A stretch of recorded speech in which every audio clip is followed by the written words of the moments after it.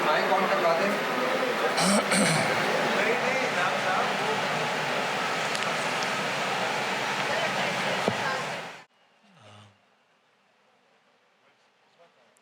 نظر نہیں آ رہی.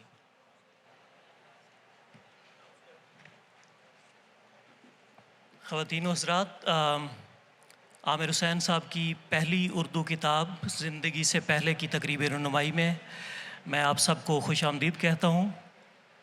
یہ کتاب مکتبہ دانیال کے اسٹال پر موجود ہے. سب سے پہلے میں عامر حسین صاحب کا مختصر تعارف پیش کر دیتا ہوں اور اس کے بعد آصف فرخی صاحب اور میں ان سے کچھ گفتگو کریں گے ان کی کتاب کے حوالے سے، ان کی اردو میں لکھنے کے تجربے کے حوالے سے. عامر حسین صاحب کراچی میں پیدا ہوئے، 13 برس کی عمر میں جنوبی ہندوستان چلے گئے اور کچھ عرصہ وہاں پر رہنے کے بعد لندن چلے گئے 15 برس کی عمر میں، اور وہیں سے انہوں نے سواس سے ایم اے تاریخ میں کیا. بہت ساری زبانیں سیکھیں، اطالوی، ہسپانوی، فرانسیسی، فارسی، اردو، ہندی، انگریزی ظاہر ہے ان کی نیٹو لائک زبان ہے. تو آج کل لندن ہی میں مقیم ہے، لیکن اپنی ادبی سرگرمیوں کا یہ جو وقت ہے اس کو تقریباً برابر تقسیم کرتے ہیں اسلام آباد، کراچی اور لندن میں. اسلام آباد کا ذکر میں اس لیے خاص طور پر کر رہا ہوں کیونکہ وہاں پر یہ نہ صرف ہماری جامعات کو وقت دینے کے معاملے میں بہت فراخ دلی سے کام لیتے ہیں، بلکہ میں کئی طالب علموں کو ذاتی طور پر جانتا ہوں جو ان سے برقی روابط سے، ان کے ساتھ برقی خط و کتابت سے رابطہ رکھتے ہیں اور ان سے رہنمائی لیتے رہتے ہیں اپنی پڑھنے لکھنے کے معاملات میں. عامر حسین کے انگریزی میں 2 ناول اور کہانیوں کے 6 مجموعے شائع ہو چکے ہیں. کچھ دن پہلے عظمیٰ اسلم خان ہماری ایک تخلیق نگاری کی ایک ورکشاپ میں تشریف لائی تھی، تو انہوں نے بجا طور پر ان کو ایک چلتا پھرتا انسائکلوپیڈیا کہا ہے. عامر حسین بہت وسیع المطالعہ شخصیت ہیں، تصویری یادداشت کے مالک ہیں، اور یقیناً اس میں کوئی شک نہیں ہے کہ یہ علم کا ایک خزانہ اپنے ساتھ ہر وقت لیے پھرتے ہوتے ہیں. آصف فرخی صاحب نے اسی کتاب یعنی زندگی سے پہلے کی کے پیش لفظ میں ان کی خوش بختی کا حوالہ دیتے ہوئے ایک بہت خوبصورت جملہ لکھا. یہ لکھتے ہیں کہ ایک حقیقت ہے جو بڑی افسانوی سے لگتی ہے، اور وہ یہ ہے کہ انہیں اردو میں لکھنے کی فرمائش قرۃ العین حیدر نے کی تھی، اور پھر جب انہوں نے ان کی پہلی کہانی اردو میں شائع ہوئی تو سب سے پہلے داد اور دعا انتظار حسین نے دی تھی. اور اس کے بعد ایک اور بھی ان کی یعنی اسی طرح سے افسانوی لگنے والی حقیقت ایک اور بھی یہ ہے کہ ان کا جو پہلا اردو میں ترجمہ تھا وہ فہمیدہ ریاض نے کیا. اردو میں پہلا انٹرویو آصف فرخی صاحب نے کیا. تو یقیناً آپ کا یہ جو سفر ہے انگریزی سے اردو کی طرف، یا میں اس کو یوں کہوں گا کہ جلا وطنی سے گھر کی طرف، زندگی سے پہلے تک کا جو آپ کا سفر ہے، یہی میرا اصل میں پہلا سوال بھی ہوگا آپ سے کہ آپ اس کو کیسے دیکھتے ہیں، یہ کیسے ممکن ہوا، اور کس کی حوصلہ افزائی اور کس کی انگلی پکڑ کر، کیونکہ آپ نے کہیں پہ لکھا بھی ہے، میرا خیال ہے ایک کہانی ہے آپ کی اینی کے نام سے، اس میں آپ نے لکھا بھی ہے کہ any خالہ's hand was always on your hand. تو اس حوالے سے اگر آپ کچھ کہنا چاہیں، اس کے بعد پھر ہم آصف فرخی صاحب اور میں آپ سے مزید گفتگو کرتے ہیں. یہ شاید چل رہا ہے. ہاں، سفر پڑھنے کا یا لکھنے کا؟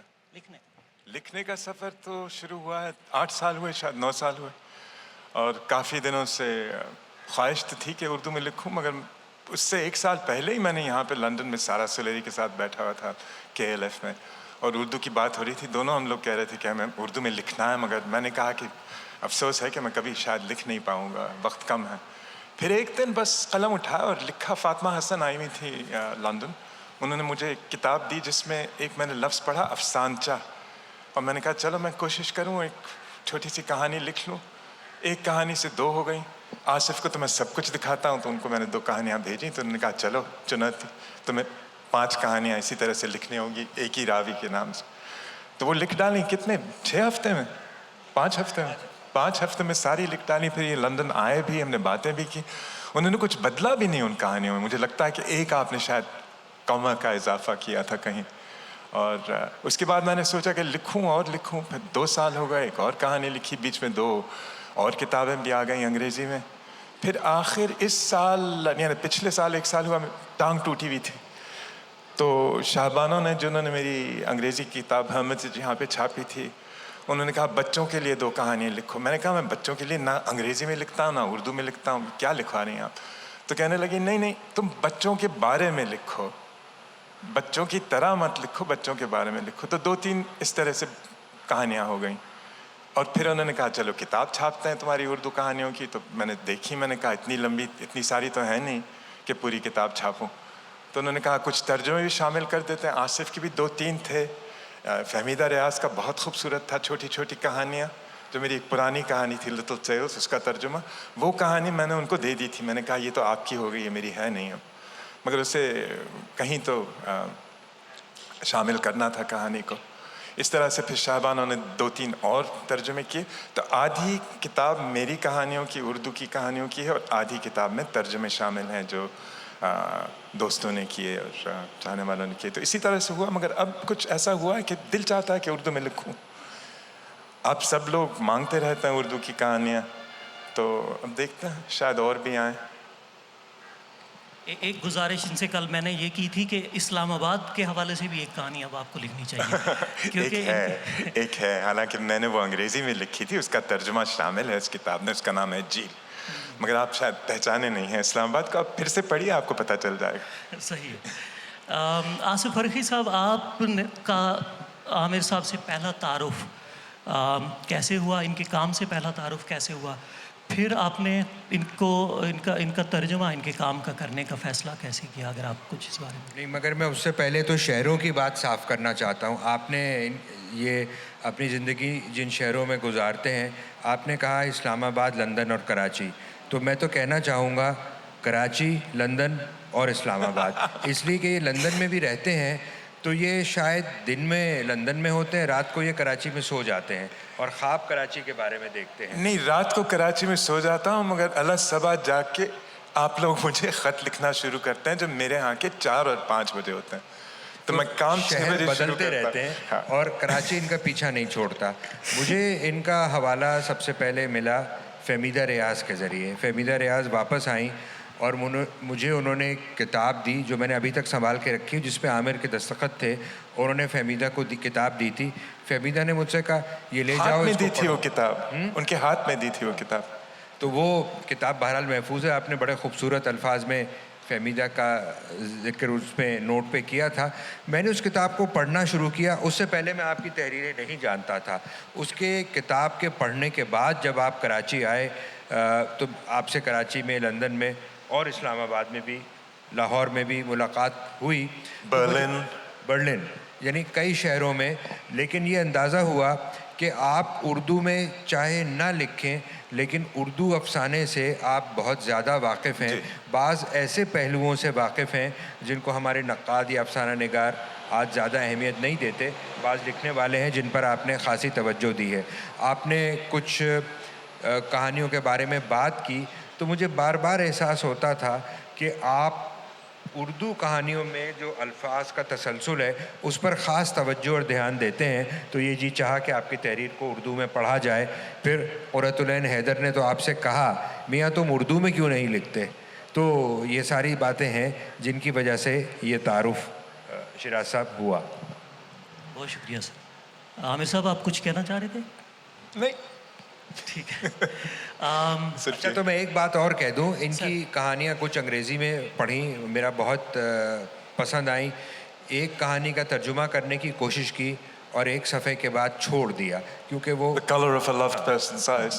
بہت مشکل لگا, اور انگریزی ان کی اتنی خوبصورت اور مرصع تھی.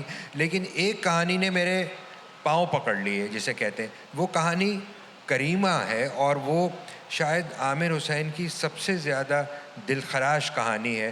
ایک عورت کا دکھ جلا وطنی، بے وطنی، بار بار وطن تبدیل ہونا، زندگی اس کے ساتھ جو سلوک کرتی ہے، تو مجھے لگا کہ جب تک اس کہانی کا میں ترجمہ نہیں کر لوں گا یہ کہانی میرا پیچھا نہیں چھوڑے گی. تو اس طرح عامر کی کہانیوں سے انوالومنٹ کی نوعیت بڑھتی بھی رہی اور بدلتی بھی رہی.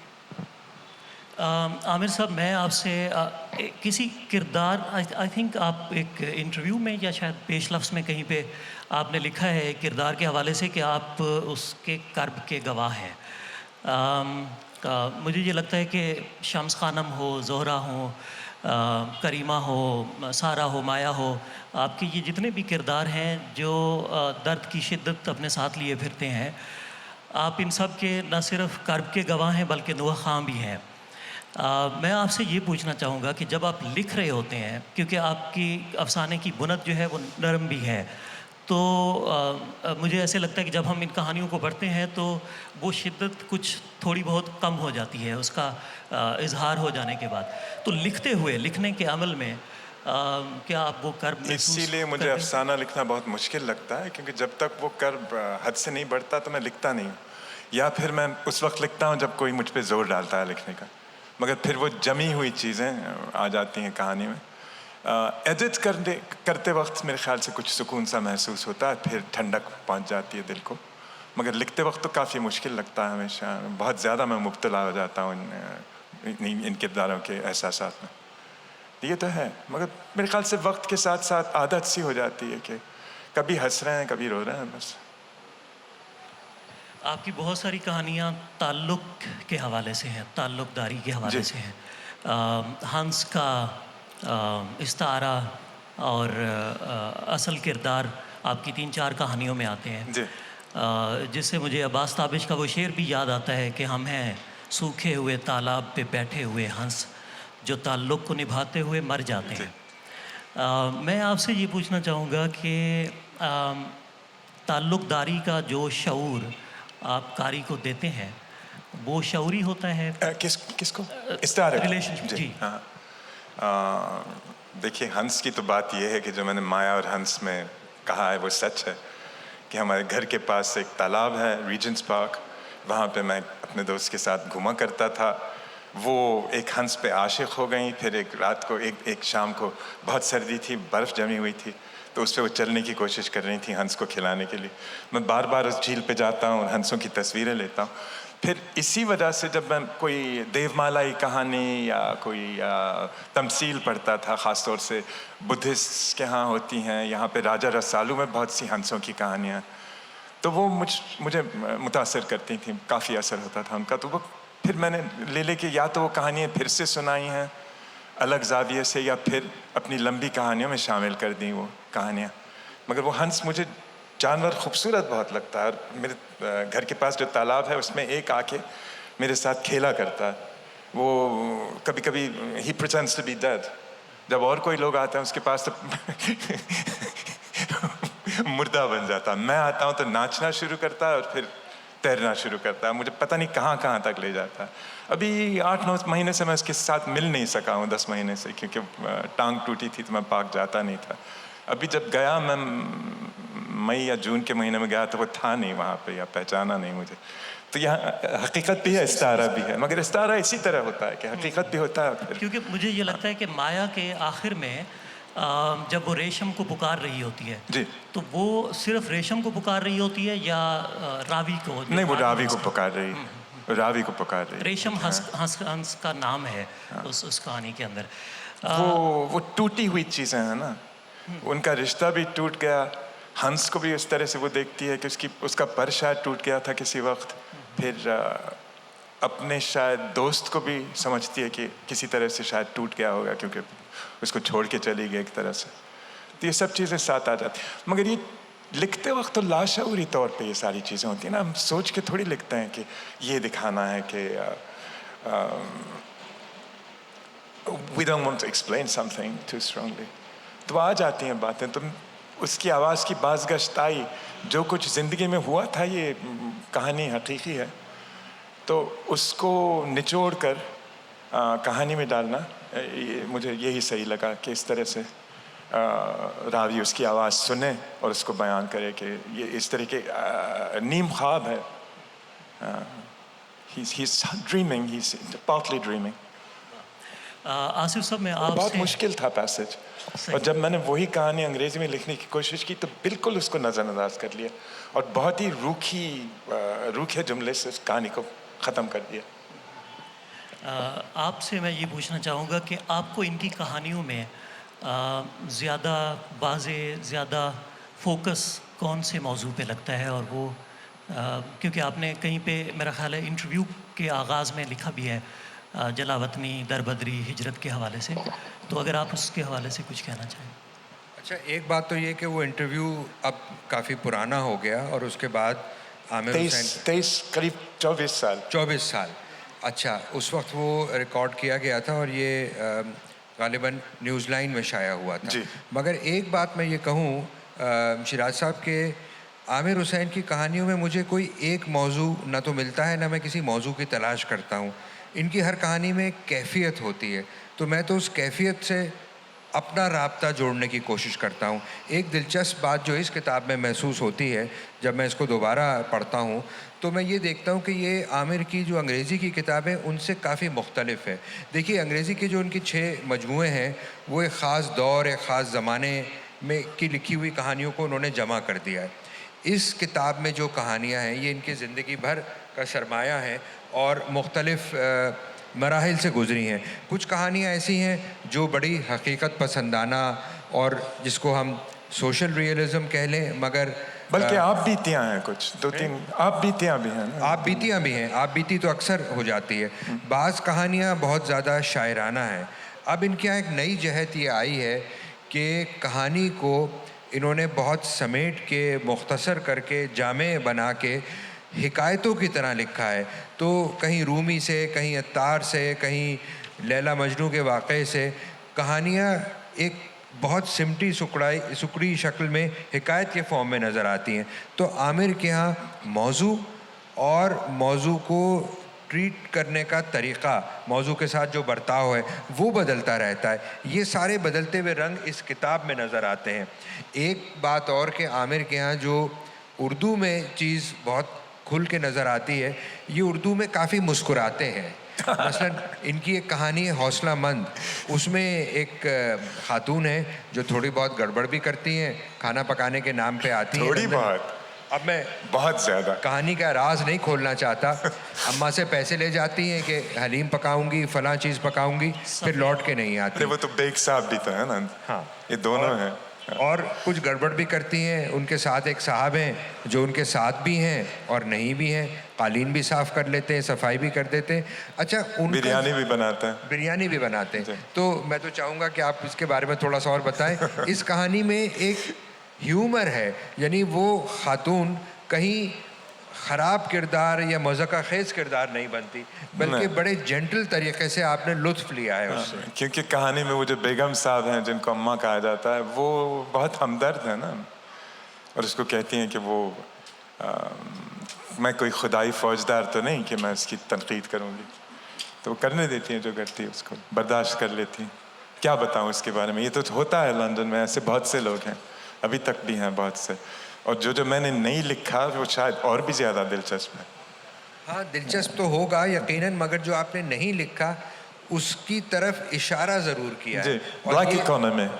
हाँ, हाँ. और ख़ास तौर पे इस कहानी का जो आखिरी टुकड़ा है, जब वो काशें खाई जा रही हैं, तो ऐसा लगता है कि ज़िंदगी की काशें भी खुल रही हैं और बहुत सी बातें सामने आ रही हैं. बड़ा पोएटिक टच है उसमें. देखिए, ऐसी कहानी अंग्रेज़ी में पहले नहीं लिखी जा सकती थी. वो बाद में मैंने मेरी वालदा ने तर्जुमा किया उसका काफ़ी बदल के, क्योंकि वहाँ पे अगर ऐसी कोई कहानी लिखे तो लोग कहेंगे कि आप बाहर से आने वालों का मजाक उड़ा रहे हैं और उनको बुरा बता रहे हैं. मगर अपनी ज़बान में बता के तो अपने लोगों के साथ हंस भी सकता है ना. और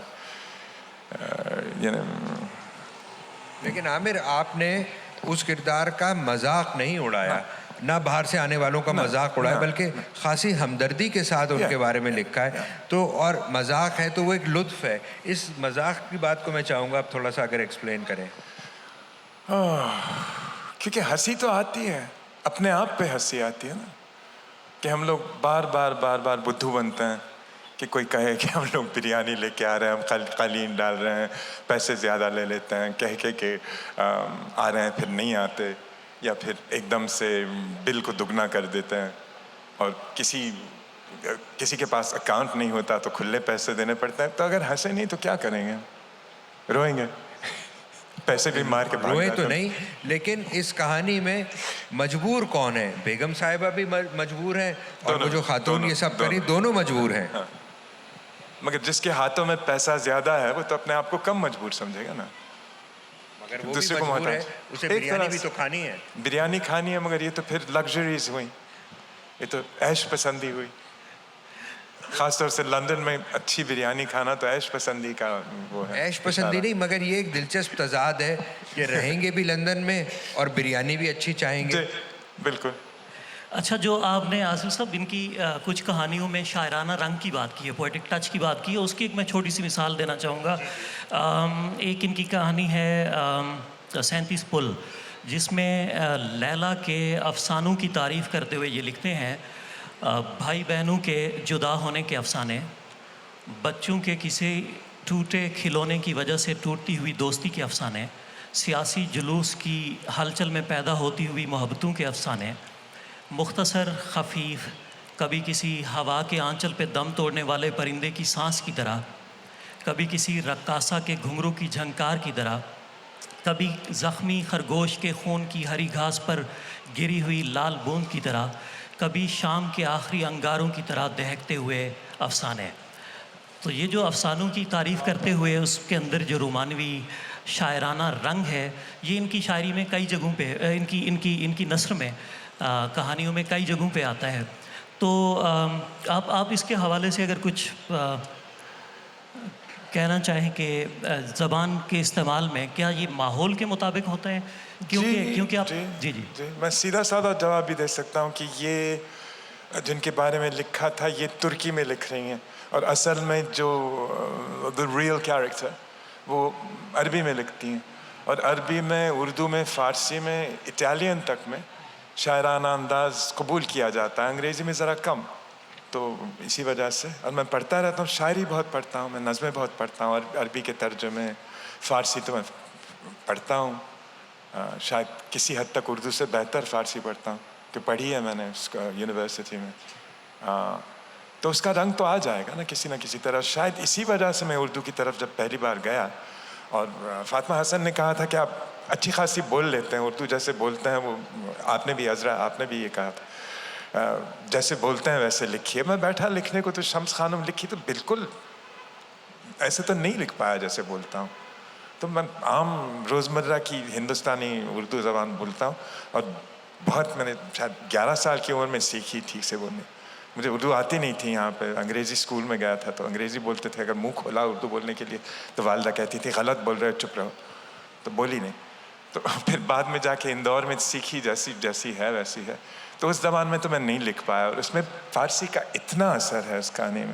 شمس خانم تو تھیں، ایرانی تھی نا، تو اس میں شاید اس وجہ سے جو آ گیا. یہ نا میں روزمرہ یہ تو نہیں کہوں گا کہ سپرد آتش کر دیا گیا انہیں، سپرد خاک نہیں کیا، یہ نہیں، یہ ایسی زبان تھوڑی بولتا ہوں. تو بدلا، شاعرانہ رنگ تو آیا، پہلی کہانیوں میں زیادہ آیا، اب شاید جا کے کم آتا ہے.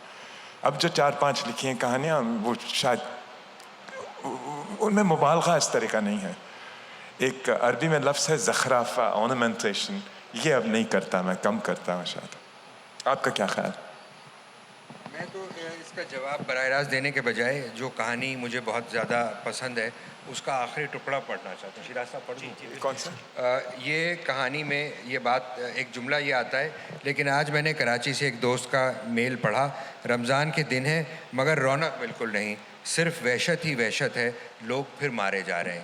اس کے بعد یہ ٹکڑا آتا ہے جہاں 2 کردار بات کر رہے ہیں اس عورت کے بارے میں جو کام کے لیے آتی ہے. بڑی مضبوط عورت ہے وہ. داخل ہوا تو اماں خبریں سنتے سنتے نارنگی کے چھلکے بڑی نفاست سے چاندی کے چاقو سے اتار رہی تھیں. سارا کام کر گئی. اماں دیکھ لیا آپ نے کمپنی کا مالک کون ہے؟ مجھے تو وہی مسخرہ بیگ لگ رہا تھا جو پیسے لینے آیا تھا. جی ہاں وہی تو تھا. صفیہ اس کے پلے کیسے پڑ گئی؟ جانے کیسے، شاید اسی نے صفیہ کو میرا پتہ دیا ہوگا. اس بریانی کا معاوضہ بھرنے. صفیہ اب اسی کا کام کرتی ہے.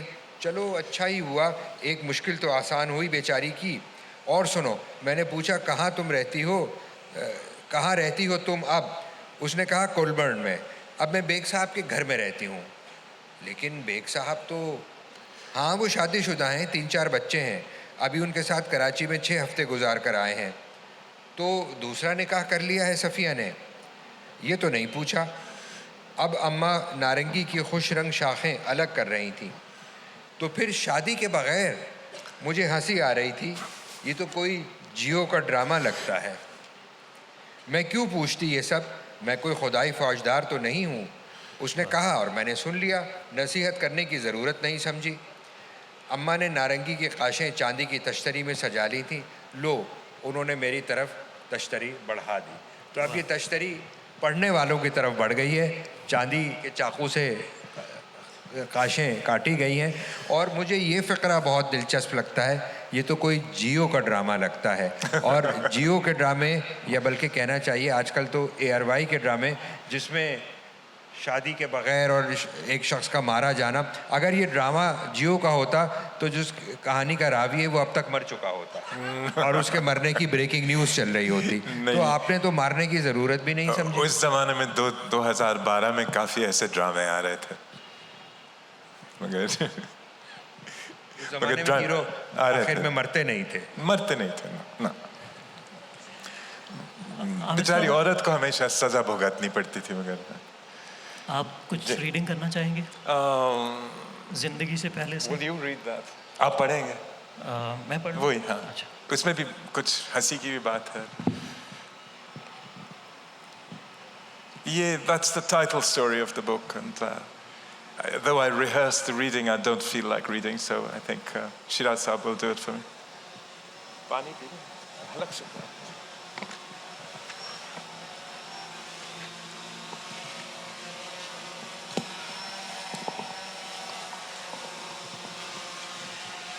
منائل, آپ نے پڑھی ہیں نا پرانی اردو کی کہانیاں سب؟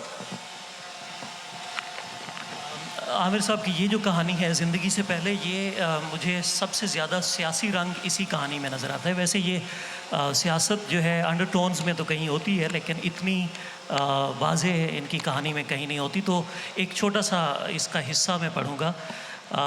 فون رکھ کر مراد لیپ ٹاپ پر خبروں کی سرخیوں کو دیکھنے لگا. مودی کا یار اور ٹرمپ کا جڑواں بی جے,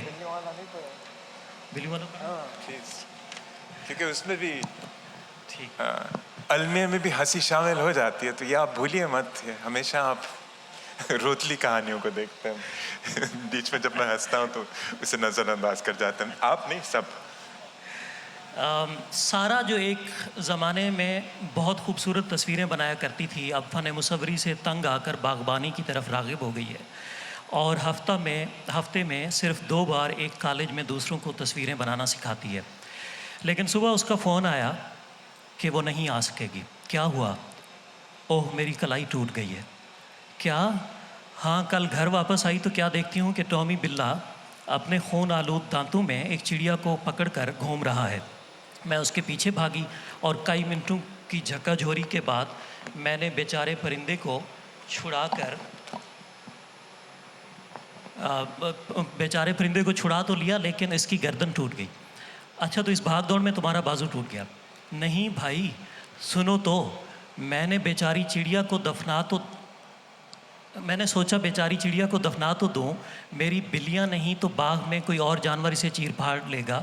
جانتے ہو کہ آج کل باغ میں لومڑیاں گھس آتی ہیں, راتوں کو اتنا شور مچاتی ہیں کہ چیخ چیخ کر بلیاں بھی پھر چنگھاڑنے لگتی ہیں. میں دروازہ بند تو کر دیتی ہوں, لیکن تاکہ بلیاں نکل نہ جائے.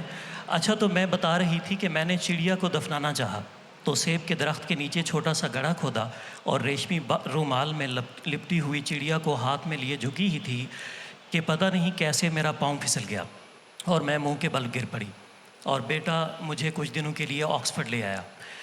فون رکھ کر مراد لیپ ٹاپ پر خبروں کی سرخیوں کو دیکھنے لگا. مودی کا یار اور ٹرمپ کا جڑواں بی جے ملک کا وزیر اعظم بن گیا ہے. بورس جانسن یورپ سے آنے والوں کو بھگا دیا اب ہم مسلمانوں کی باری بھی آئے گی کیا؟ مگر کب؟ مراد کو کراچی اور پاکستان سے 6 مہینے دور رہ کر اجنبیت کا احساس شدت سے ہو رہا ہے. اب وہ کیفیت اور بھی زیادہ طاری ہو جاتی ہے.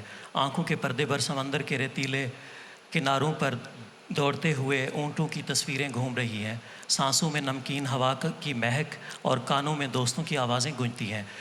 پھر اٹھ کر جوتے پہن کر سوچتا ہے چلو باہر جا کر ندی کے کنارے کچھ درختوں اور پھولوں کی تصویریں کھینچ لوں. دھوپ میں ندی کا پانی جل ملا رہا ہے اور پتے بھی سنہری مائل نظر آ رہے ہیں.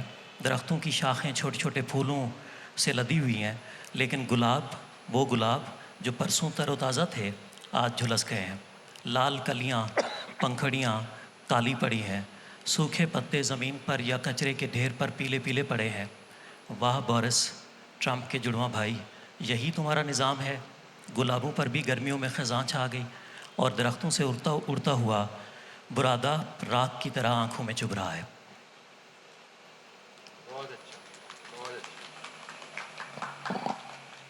That's all true. سب حقیقت. عامر صاحب، یہ راشد کو کبوتری نے کیسے پالا؟ راشد سوال کو کے جواب کبوتری نے کیسے پالا؟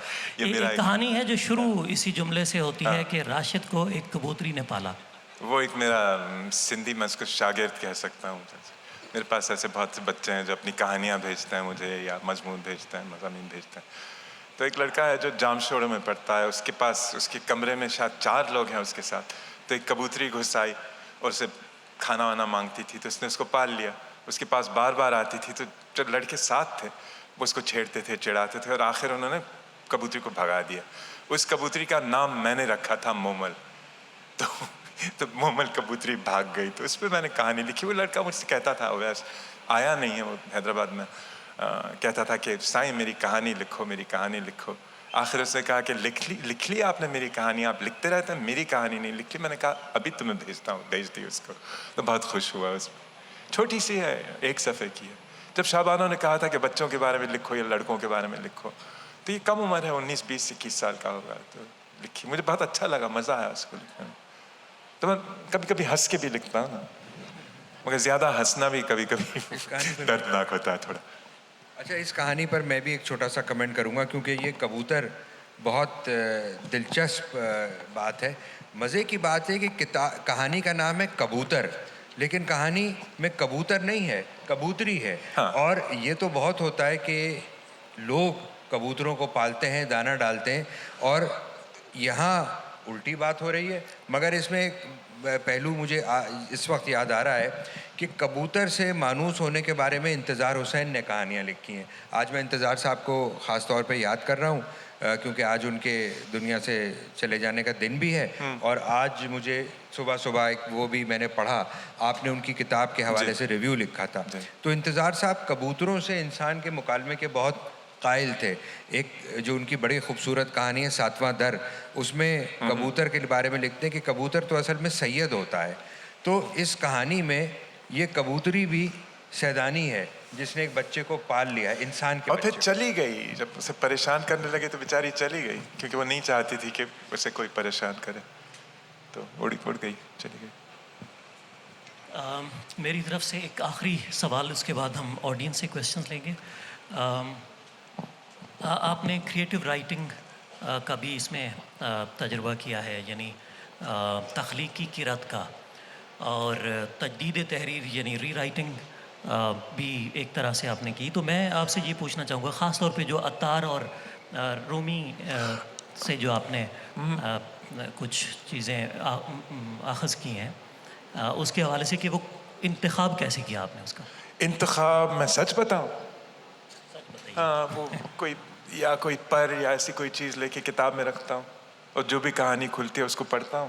مجھے پسند آئے تو اس کا پھر ترجمہ کرتا ہوں، یا فارسی میں، اور پھر پہلے فارسی میں پڑھ کے پھر اس کا فرینچ میں ترجمہ پڑھتا ہوں کہ دیکھ لوں کہ مجھے صحیح سمجھ آئی. کیونکہ فرینچ میں ایک میری بہت پسندیدہ ٹرانسلیٹر ہیں، ایوا دے ویترے. وہ خود بہت ہی پہنچی ہوئی صوفی تھیں، جن کا اب مقبرہ رومی کے پاس ہی ہے، حوا خانم. ان کے ترجمے فرینچ میں نثری ترجمے ہوتے ہیں، بہت ہی زیادہ اچھے ہوتے ہیں. تو میں فارسی میں نظم پڑھ کے، مثنوی پڑھ کے، اور پھر فرینچ میں ترجمہ پڑھ کے اور انگریزی میں لکھتا ہوں. تاکہ کسی انگریزی لفظ کا اثر نہیں ہو اس پہ کسی اور کا لکھا ہو، اس طرح سے. مگر 7 یا 8 چنے اور پھر 5 ترجمے کرتا ہوں، پھر تھک جاتا ہوں اور خود بخود مجھے معلوم ہوتا ہے کہ اب چھوڑ دو اس کو، مت کرو اس سے اور زیادہ. تو آپ اس کو یا ٹیکنیک کہہ دیں یا کچھ اور کہیں، یا آپ کی مرضی. کہ کوئی ایک صاحب تھے جو مجھ سے کل کہہ رہے تھے کہ آپ بہت عمر آپ کی بڑھ رہی تو آپ بہت زیادہ اسپریچول ہو رہے ہیں. میں نے کہا میں ہمیشہ سے تھا، کوئی نئی بات تھوڑی، مگر اعلان تھوڑی کرتا ہے کوئی. ان باتوں کا اعلان کرنا ضروری نہیں ہوتا، کہانیاں خود اعلان کر دیتی ہیں. کویشچنس؟ جی شہریار صاحب. مائک ہے ہمارے پاس یہاں پہ کسی کے پاس؟ Please ask questions in whichever language you feel most comfortable. Shahriyar, you can take this mic. ایک مائک اگر دے دیجیے. آپ ادھر آ جائیے مائک پہ.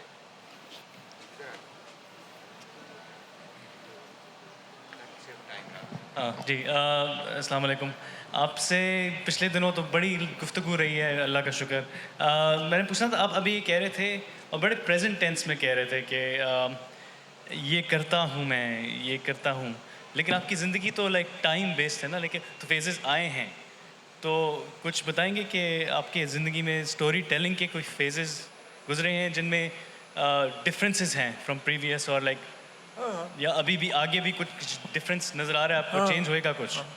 میرے خیال سے جب میں نے شروع کیا تو میں 31 سال کا تھا، 29 سال کا تھا. اسی وقت ننیہال سے واپس آیا تھا ہندوستان کے خاندان سے مل کے. تو وہاں یعنی گھر کی بہت طلب ہو رہی تھی، اور مجھے پتہ نہیں تھا کہ گھر کہاں ہے. کبھی کراچی لگتا تھا، کبھی ننیہال، اندور، کبھی بمبئی، کبھی کوئی اور شہر. تو اس کی تلاش میں نکلا، اور پہلی کہانیاں میں نے اپنی چھوٹی بہن کے بارے میں لکھی، اپنے بارے میں لکھی، اپنے آپ کو تبدیل کر کے سب کو. مگر وہ پہلی کہانیاں تھیں جن میں سے 1 2 3 میں نے رد کر دیں. پھر میں نے اپنے آس پاس دیکھا اور کہا کہ یہاں کے بارے میں لکھوں، لندن کے بارے میں لکھوں، مگر انگریزوں کے بارے میں نہیں. جو لوگ میرے دوست تھے، یعنی انگریز بھی شامل ہیں ان میں، مگر زیادہ تر عرب، کوئی کورین، کوئی ایرانی، ان کے بارے میں لکھا. اور پھر مجھے یہ فطور تھا کہ حقیقت پسندی ہونی چاہیے. مجھے لکھنے تھے، یعنی تمثیل لکھنی تھی، مگر میں نے لکھی حقیقت پسند کہانیاں. اور ان میں کوئی سیاسی پیغام تو تھا نہیں، تو میں ڈھونڈتا تھا، اسے تلاش کرتا تھا کہ کچھ کہنا چاہیے. پھر میں نے سمجھا کہ نہیں، جو نہیں آتا مجھے میں کیوں کروں اسے، اس کا تجربہ کیوں کروں. شاید اس انٹرویو میں بھی آپ سے بات کی ہے اس کے بارے میں کہ اگر کچھ ہو تو. پھر after the first Gulf war 91 اس وقت کچھ ڈلنے لگا اندر. تو پھر اس میں لکھا کہ مگر کوئی اور ہی چیز اس میں آ گئی کہ ریسزم کے بارے میں لکھا کہ ایک انڈونیشین لڑکا مظاہرے میں نکلتا ہے تو اسے یہ بدماش مار دیتے ہیں بوتلوں سے، اس طرح سے. پھر یہ 2 3 ایک بہاری خاتون تھیں، ایک بنگالی خاتون تھیں جو کام کرنے آتی تھیں اور بھاگ گئیں تاکہ وہ they could become illegal migrants، تاکہ پیسہ کما کے گھر بھیج سکیں. تو ان کی کہانیاں سنی. تو کریمہ لکھی جس کا آپ نے ذکر کیا، یہ کہانی شامل ہے اس کتاب میں، آصف کا ترجمہ ہے اس کا.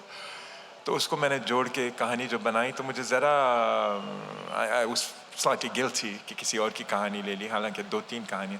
تو وہ سارے میں نے پیسے خیرات میں ویمنز ریفیوج کو دے دیے. تو یہ کبھی کبھی ہوتا تھا اس زمانے میں کہ کچھ خراش سی ہوتی تھی کہ کچھ سماجی باتوں پہ بھی لکھوں، وہ تھا. پھر اس کے بعد دوسری کتاب آئی، اس میں تب تک میں بہت سی اردو کی کہانیاں پڑھ چکا تھا، تو شاید تھوڑا سا رنگ ہے. جیسے ایک کہانی ہے جو کچھ گمشدہ ہو گئی ہے، لاسٹ کینٹرز آف دی سلکن ٹائیگر، آپ کو شاید پسند آئی تھی وہ ہاں، وہ منیزہ شمسی کی ایک انتھالوجی میں آئی تھی. اس میں اردو افسانے کا بہت رنگ ہے. اس میں اس کا it has some echoes of the leftist movements against the military government and so on. حالانکہ بہت ہی اس کو دیومالائی انداز میں سنا ہے. تو وہ تھی تیسری کتاب. پھر جب تک چوتھی لکھی تب تک یہ جو آپ نرم انداز کی بات کر رہے ہیں، میں نے کہا کہ یہ میرا انداز ہے، اسی میں لکھوں گا. آس پاس کی چیزیں، پرانی یادیں، کبھی کبھی کوئی تمثیل، بس اس طرح سے چلتا رہا. پھر آپ کہہ رہے ہیں آصف کہ اردو میں کچھ رنگ بدلا کہانیوں کا، تو وہ شاید کچھ ایسی زبان کی تلاش تھی جو انگریزی میں ظاہر نہیں ہو رہی تھی. اور جو بچہ اپنی زبان سے بچپن سے محروم رہتا ہے اس کی یہ ایک طرح کا خلا ہوتا ہے اس کے دماغ میں. یہ عربی میں جو نہیں لکھتے اور فرانسیسی میں لکھتے ہیں شمالی افریقہ کے لکھنے والے, یہ اکثر آسیہ جبار کا بہت اثر تھا مجھ پہ, اور وہ ہمیشہ یہ نوحہ دہرایا کرتی تھی کہ میں عربی نہیں سیکھی, میں عربی میں نہیں لکھ پاتی. پھر طاہر بن جلون ہے فرانس کے بہت ہی مشہور ادیب, وہ کہتے ہیں کہ وہ فرانسیسی میں عربی لکھنے کی کوشش کرتے ہیں. تو یہ سارے تجربے سے گزر کے پھر میں نے کہا نہیں, میں اپنی زبان میں لکھوں گا, یہ تو ہے کسی طرح سے تو ہے میری اپنی زبان. اور پھر دیکھا کہ کچھ ایسی باتیں ہیں جو انگریزی میں نہیں آتی تھیں. حالانکہ میری اردو کبھی اتنی اچھی نہیں ہوگی جتنی میری انگریزی ہے, وکیبلری اتنی بڑی ہے ہی نہیں, تو کم الفاظ ہیں, اور کم الفاظ پہ گھوم پھر کے بس کہانی بھی کچھ صاف سی ہوتی ہے, چھوٹی سی ہوتی ہے, مختصر ہوتی ہے. تو بس جی بیلا.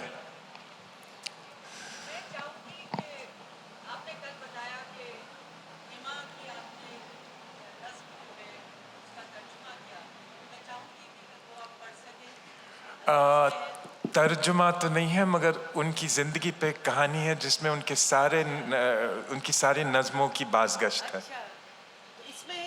جی اسی کتاب میں ہے. تھوڑا سا آپ نے شاید انگریزی میں اس کا ترجمہ پڑھا ہے پہلے. نہیں, میں تھوڑا سا بھی پڑھے ہوں. اچھا, آپ نے سنا ہے؟ بہت شکریہ.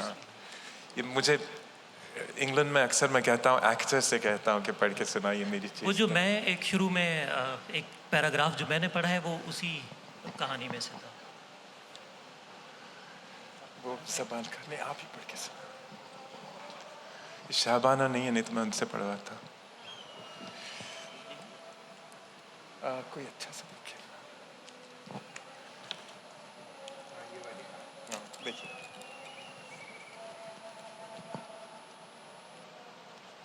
یہ بہت ہی اچھی شاعرہ تھیں, افسانے بھی لکھتی تھیں, بہت یعنی 28 سال کی عمر میں چلی گئی ہمیں چھوڑ کے.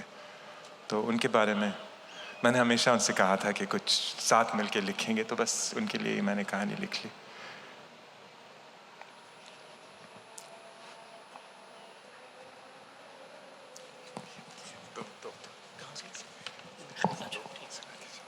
میں خود پڑھنے والا تھا, میں نہیں پڑھ پاؤں. ایک سال میں درمیان میں سے پڑھ رہا ہوں. ایک سال یوں ہی گزر گیا, پھر وہ جنگ آئی جس کے عذاب میں ہم سب گر گئے, اور زہرا نے کہا میں گھر جاؤں گی, گھر جا کر کچھ کرنا ہے, یہاں تو زبان بندی سی ہو جاتی ہے. ویسے بھی ہمیں ان حرام زادوں نے کب کا بے زبان بنا کر چھوڑ دیا ہے, اب نکما اور نہتہ بھی چھوڑ دیں گے. اب بولا ہی نہیں جاتا, اب اپنی زبان میں نظم لکھنے کا دل چاہتا ہے. زہرا واپس چلی گئی, وطن سے خط بھیجتی رہی اور نظمیں بھی. ایک اور سال گزر گیا, اور پھر ایک دن زہرا اس شہر کو واپس آئی. کہتی تھی وہاں تو آواز حلق میں اٹک جاتی ہے, گانا تو چھوڑو چیخا بھی نہیں جاتا.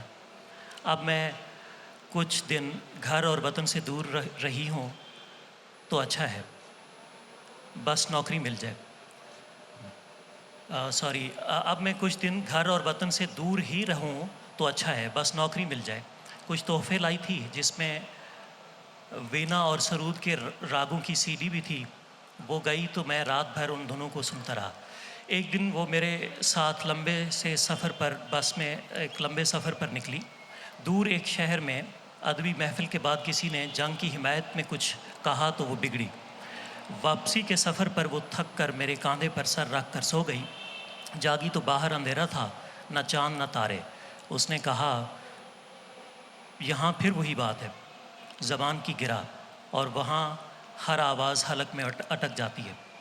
نظم کہنا تو چھوڑو, بولا بھی نہیں جاتا, بس نوکری مل جائے. 28 کی ہونے والی ہوں اس سال, مادری زبان سے تو محروم ہو رہی ہوں, خانہ بدوش ہوں. چلو اب غیروں کی زبان کو چھڑی بنا کر انہی کو لفظوں سے ماروں گی. Well, your being here is like her being with us. اور کوئی سوال؟ اچھا عامر صاحب, میں آپ سے ایک سوال اگر پوچھ لوں, ایک مزید سوال. آپ مخلوط زبان استعمال نہیں کرتے ہیں, آپ انگریزی لکھتے ہیں تو بالکل خالص, اردو لکھتے ہیں تو بالکل خالص. تو کوشش کرتا ہوں. صحیح. تو میں آپ سے یہ پوچھنا چاہ رہا تھا کہ آج کل یعنی کثیر اللسانیاتی ایک زمانہ ہے، کثیر الثقافتیاتی بھی ہے، تو ایسے ماحول میں کیونکہ آپ تو لندن میں رہتے ہیں جو کہ ڈائیورس ہے، ملٹائی کلچرل بھی ہے، ملٹائی لنگول بھی ہے، یہ کیسے آپ کہانی کو اس طرح سے خالص کیوں رکھنا چاہتے ہیں؟ یعنی اس کی کوئی خاص وجہ ہے؟ Well, I think the narrative prose should be pure. I think we should respect any language we write in and try to keep the narrative prose pure. Dialogue can do all kinds of things. It can move from one register to another. It can use vocabularies from another language. But there should be some standard we maintain to keep a language pure. And unfortunately, I think that Urdu is going to be more affected by English words that we don't really need to use at all. جیسے یہ میں نے book read کی تھی اور میں نے road cross کیا، یہ کیوں کہہ رہے ہیں ہم؟ کوئی روڈ ہمارے لیے کوئی اجنبی چیز تھوڑی ہے، اور کتاب تو ہمارے پاس بہت عرصے سے ہے، تو ہم نے کتاب کو بک کیوں بنا دیا ہے؟ تو اردو میں بھدا اور بدصورت لگتا ہے یہ لفظ بک یعنی بک کیوں؟ تو اس لیے کہ میری تعلیم میوزک میں ہے، بچپن کی موسیقی میں، یعنی والدہ میوزک سیکھا کرتی تھی، تو اس سے شاید my ears are very sharp and sensitive to nuances of language. تو اگر میں پورا جملہ کہوں گا تو وہ انگریزی میں کہوں گا، اور پورا جملہ اردو میں اگر آدھا نہیں. کوشش کرتا ہوں اسی طرح سے لکھنے کی کوشش کرتا ہوں، اور اردو میں الفاظ بہت خوبصورت ہیں. مجھے اردو بھی آتی ہے، ہندی بھی کافی آتی ہے، اور فارسی بھی آتی ہے، تو 3 زبانیں ہیں، تو انگریزی سے کیوں کوئی لفظ لوں؟ جب تک کہ کوئی وہ اجنبی چیز نہیں ہو جس کا نام جیسے کمپیوٹر یا اس طرح سے وہ استعمال کر لوں گا. اور مجھے صرف ایک بات مشکل ہوئی، ڈپارٹمنٹ آف آرکیٹیکچر، وہ مجھے ڈھونڈنا پڑا ذرا کہ میں صحیح لکھ رہا ہوں یا نہیں تو میں کبھی انگریزی کی لغت میں اردو کی لغت میں کچھ نہیں ڈھونڈتا، جو الفاظ مجھے آتے ہیں وہی لکھتا ہوں. جی عامر صاحب یہ بتائیے گا کہ کسی بھی زبان پہ عبور حاصل کرنے کے لیے اس کے محاورے پہ عبور ضروری ہے، اور آپ کا انگریزی کا محاورہ بہت مضبوط ہے. اردو میں لیکن آپ نے جو زبان استعمال کی ہے بہت سادہ ہے ایک تو، لیکن اس میں کہیں محاورہ بھی آتا ہے. تو آپ ذرا سے اس پہ روشنی ڈالیں کہ محاورہ کتنا ضروری ہے کسی بھی زبان کو بیان کرنے کے لیے. ضروری تو ہے، مگر وہ کلیشے بھی بن سکتا ہے نا، کہ اگر میں گھسے پٹے محاورے استعمال کروں تو پھر لگے گا کہ بس کسی اور سے لے لی، کرائے کی لی ہوئی زبان. یہ تو نہیں چاہتا نا. تو جتنی میں صاف زبان لکھ سکوں، جتنی سلیس زبان لکھ سکوں، کوشش کرتا ہوں. اور انگریزی میں بھی I don't use colloquial expressions، کم ہی استعمال کرتا ہوں. اور کہانی کی زبان، افسانے کی زبان میرے لیے کچھ ذرا روزمرہ کی زبان سے تھوڑی الگ ہونی چاہیے. اگر آپ روزمرہ کی زبان اچھی طرح سے لکھ سکیں تو آفرین، مگر مجھے نہیں لکھنی. جی سر. My apologies that I came late. A little late because I was also feeling a little unwell like you. Shayar told me. My question is, all accomplished authors, in fact all authors are normally influenced by what they read. Yes. Other authors. Yeah. For instance, if I was to speak for myself, I am heavily influenced by Ernest Hemingway, Right. and George Orwell, Yeah. and so on and so forth. A couple of more. In your case, which are the authors or novelists or storytellers you were really influenced by? I think every book of mine has different influences. The first one will begin by all the writers I had loved as a youngster, or a young writer, an apprentice writer, particularly the writers of the American South, so the Eudora Welty, Tennessee Williams. Then it moves on, and towards the end, I think a couple of the stories are actually influenced by Qurratullain Haidar. If I had not read her stories, Patchar Ki Awaaz, for example, I would not have written Karima. You know, you can look at the difference and you can look at the similarities. Also, Ik Bin Likhi Razmiya of Intezar Hussain's has an influence on Karima. So that Urdu influence had come in. The second book, I deliberately wanted tributes to Ismat Chughtai and to Tennessee Williams, 2 short story writers I loved, both of whom were also playwrights. So whether you see them or not, those influences are there. By the third one, I had discarded influences of literary texts And it was more based on what was around me, so stories people told me, stories of my own life. And we might call it the philosophical or the historical influence of Qurratull Ain Haider is very powerful in that book, because there's a story in it called Angelic Disposition, which is about refugees who were stranded in Delhi, who couldn't make their way to Pakistan, and a woman who then does find her way to Pakistan and makes a new home there. That entirely came from conversations with Qurratull Ain Haider. After that, I would say I've completely gone my own way, except my novella, Another Gulmohar Tree, is influenced not by the life of Ghulam Abbas. There's been a mistake made by a PhD scholar who said Amir Hussain based this novella on the life of Ghulam Abbas and his wife. I knew nothing about their lives. There was a short story, what's it called? Rehm Dil Ladki, or, you know, the blonde, about the blonde girl. It's a boy who meets a girl at a dance at SOAS, and then they get married and come to Karachi and open a dancing school. That story made me want to write Another Gulmohar Tree, because I said, I'm sure there's more that a couple could do than open a dancing school. So it was a kind of dialogue with Ghulam Abbas. But definitely I wanted that quiet restraint. And a lot of it is about an Urdu writer dealing with the lack of fame and the lack of success and so on. So I would say that Ghulam Abbas certainly has a role in that novella. After that, I mean, in the Urdu stories, do you sense an influence? I mean, apart from, again, Annie's philosophical influence, Qurratull Ain Haider's philosophical influence, I don't think. Well, Intizar Saab is there. I mean, yeah. I mean, Maya Aur Hans could not have been written without his love of mythology, Buddhist mythology in particular. That was openly a tribute to him. And I would like to say that he's the only one who came up to me when the stories were published in your magazine, and everyone was coming up to me and saying, well, Maya Aur Hans bahut achhi kahani, aur sab to theek hai. So Intizar Saab came to me and said, bakwas, sab kahaniyan achhi hain. Kisi ki baat mat suno, ye sari kahaniyan achhi hain. I was delighted. Kyunki aapko to hausamand pasand thi na hamesha se. So, yeah, but he never said that that story was influenced by him, and never hinted that at all. So, any more? कोई और सवाल?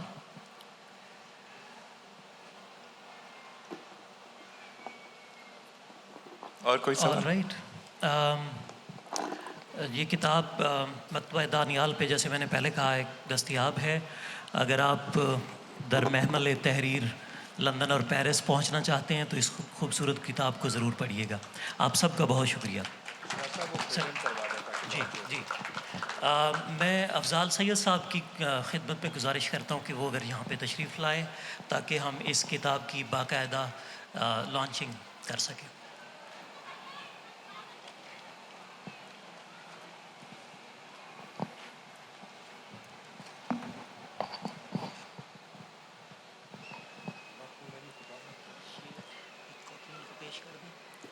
हाँ, फिर आप इनसे बात कर लें.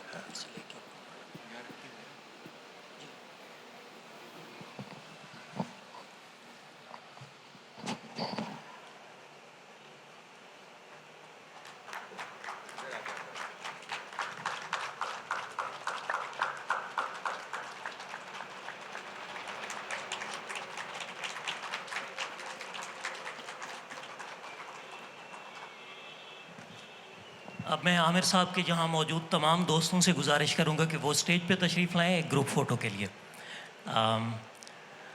मेरा ख़्याल है आप समझ रहे हैं, आप सब दोस्त जो यहाँ पे स्टेज पे तशरीफ़ लाना चाहें एक ग्रुप फ़ोटो के लिए. शहरियार साहब, ताहा, उज़्मा असलम ख़ान, गाज़ी सलाहुद्दीन साहब, अज़रा अब्बास साहिबा, मोहतरमा फ़ातिमा हसन साहिबा, आप लोग तशरीफ़ लाएँ. मुनीज़ा आपा अगर आप भी तशरीफ़ ले आएँ. जी